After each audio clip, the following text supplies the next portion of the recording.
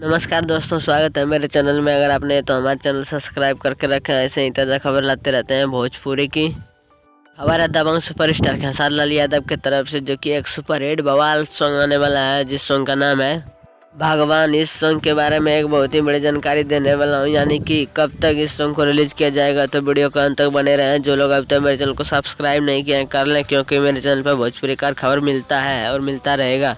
भगवान इस सॉन्ग को विजय चौहान ने लिखा है और संगीत से सजाया आर्या शर्मा और दबंग सुपरस्टार दबंग आवाज में गाया है खेसारी लाल यादव और शिल्पी राज ने।